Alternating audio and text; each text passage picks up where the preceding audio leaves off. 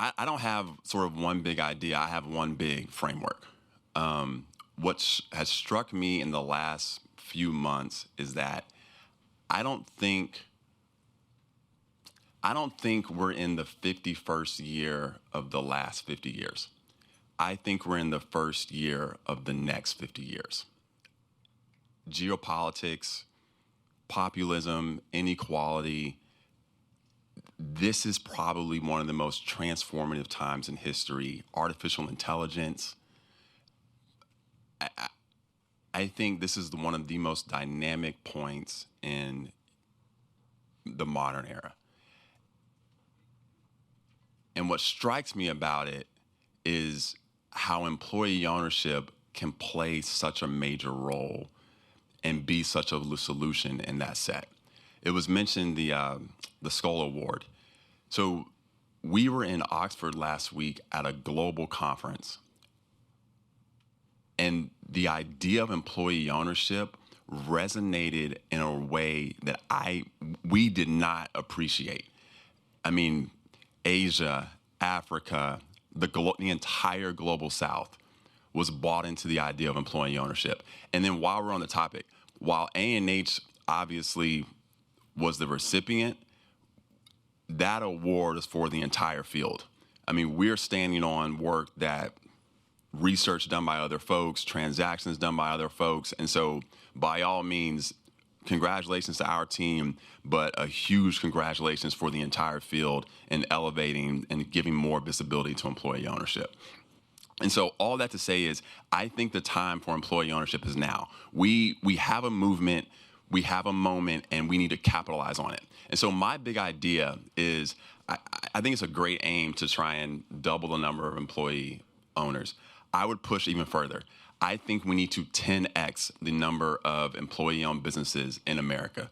And so I think if you're working in this field, if you're in this room, I would challenge you to query, how do I 10x what we're doing? Because again, there's so much disruption, there's so much blue ocean that those ideas are possible. And so I don't have all of the answers for how you do that. But again, our work, for folks that don't know, we go into the market and we find companies that have never heard of ESOPs, and we help them convert to being 100% ESOP owned with a focus on low and moderate income Americans, directly trying to give working people a chance to own their businesses.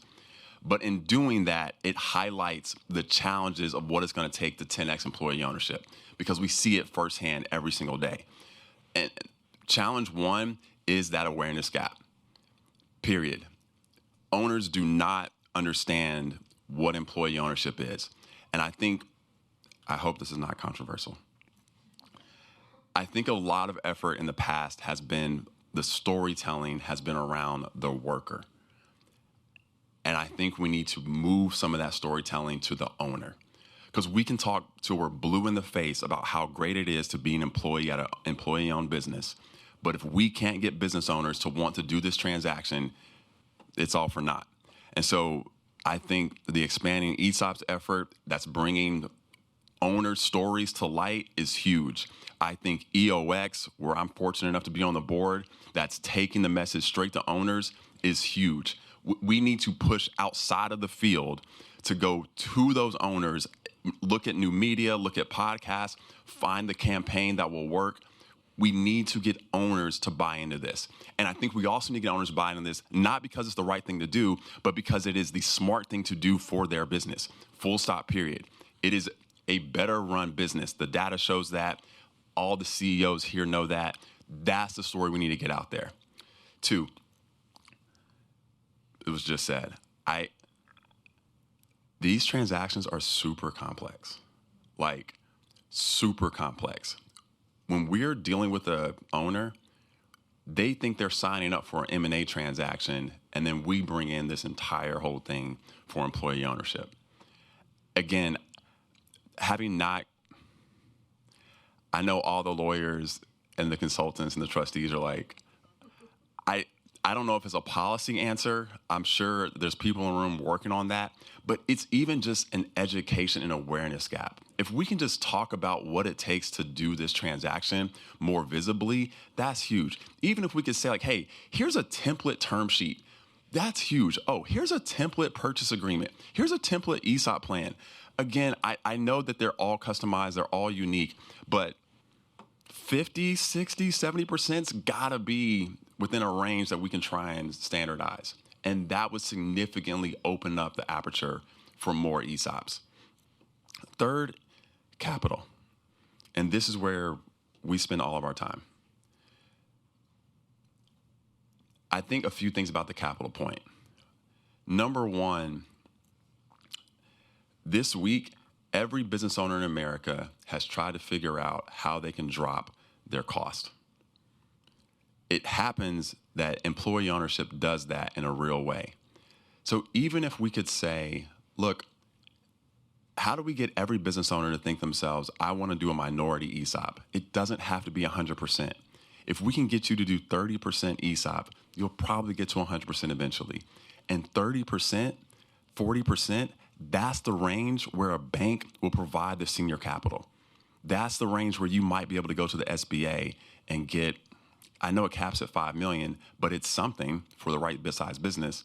So I think bringing the minority ESOP component into the conversation is a huge way to get more people just engaged. But again, it has to be simplified and it has to have the ROI for the business owner.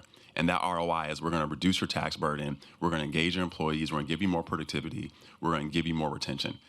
It's clear, like that is what we pitch. And then on the capital side, what is fascinating about our work is that we've taken employee ownership to the capital markets. And I'm here to tell you, they are receptive. Private equity is challenging. Debt markets are challenging. Public markets are challenging. Employee ownership gives folks a way to, they can see the alpha creation. Like everyone can get that if the employees are bought into a business, it's gonna do better. And so it's clear. That story, that narrative of just, again, ROI for the capital markets will bring capital into the space that will enable even deeper employee ownership. So if you want to go beyond 30%, you want to go 100%, we can do that. And so those are three ideas. My biggest thing with all of that is I think the field has the answers, but with all of that, we can't compromise our values. So we always have to keep the worker front and center, our values front and center, and make sure that we do it in a way that can do for everybody. Thanks so much.